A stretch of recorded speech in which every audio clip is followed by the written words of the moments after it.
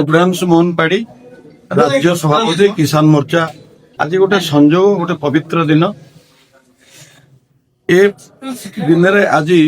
किसान मान खाली नुहे किसान को माने चाष ठारू आरंभ करके खणी पर्यंत कारखाना पर्यंत जेते आमर श्रमिक माने अच्छे समस्त सम्मान और समस्त हक पाई आज दिन हूँ डेडिकेटेड। तेणु ए दिन आमे आज समस्ते मिसिकी समस्त काम करिबा तांकर हक पाई आमे तांकर सम्मान पाई काम करिबा आउ समृद्ध ओडिशा समृद्ध भारत गठन करिबा पाई आज शपथ लबा। श्री सुशांत कुमार महांती ओडिशा कोल एंड माइंस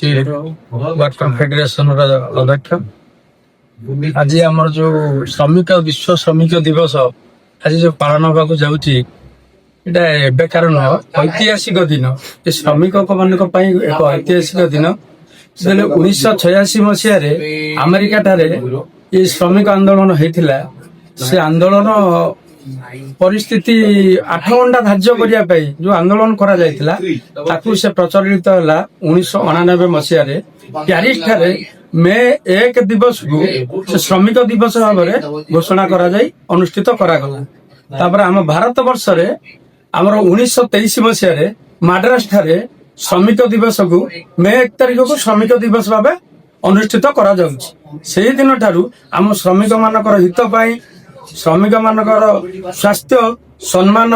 या दिगरे कार्य कर भारत सरकार प्रतिबद्ध होती आम राज्य सरकार प्रतिबद्ध होती। या दिगरे श्रमिक मान हित पाई सबु प्रकार सहयोग सहमति नहीं काम करा एक श्रमिक मान आम देशर आगधाड़ी प्रगति प्रगति जदि प्रगतिर रथरे आम श्रमिक मान मूल तत्व माने श्रमिक नथिले ना रास्ता ना काठ कुठा बाड़ी ना कल कारखाना ना शिल्प किछि भी चली पारिबे। बिना श्रमिक व्यतीत कौन से जिनिस देशर प्रगति भी हो पारिबनी। तेणु एथिपाई आमर डबल इंजिन सरकार पूरा प्रतिबद्धित हो जाइछन्ति एवं कंपनी मान शिल्प मान सजागर सहित जो हिंसार वातावरण दे अहिंसार वातावरण दे केमिति सृजन सुलभ काम हम श्रमिक मान सहित श्रमिक मान अधिकार को हित पाई केमिति काम हम से दिगरे आम ओडिशा कोल एंड माइंस वर्कर फेडरेशन मोर जिम्मेदार दायित्व एवं संकल्पबद्ध भाव काम करने निष्पत्ति नहीं। 2014 साल में मोदी जी आया था गवर्नमेंट में, एनडीए गवर्नमेंट में। इसका पहले था यूपीए 1 यूपीए 2 कांग्रेस सरकार चलाने वाला हमारा जो मीडिया बंधु था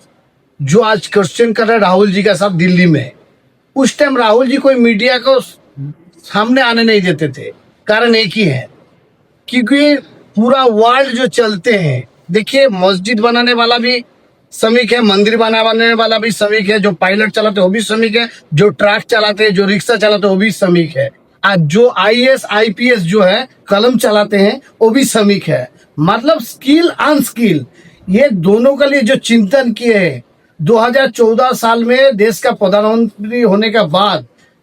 एक गरीब घर का बेटा, ठीक है, वो खुद श्रमिक है, श्रमिकों का हित पे 169 प्रोजेक्ट लाया था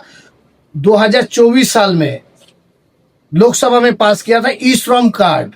क्योंकि उड़ीसा में हमारा डबल इंजन का सरकार है और आप लोग जानते हैं मोहन मांझी जी एक श्रमिक है, श्रमिक के घर से आए हैं, वो भी सीएम बने हैं आज। और डबल इंजन का सरकार का सामने आज श्रमिकों का हित में काम कर रहे हैं, चाहे किसान हो, हमारा किसान लीडर भी बैठे हैं, स्टेट का किसान मोर्चा के नेता, जिन्होंने घर घर जाके किसानों के हित में बात करते हैं, किसानों के लिए रैली करते हैं, किसानों के लिए अवेयरनेस करते हैं। यही तो श्रमिकों का काम होते हैं। तो हम लोग श्रमिकों के लिए काम करते हैं क्योंकि श्रमिक हमारा सामने भगवान है।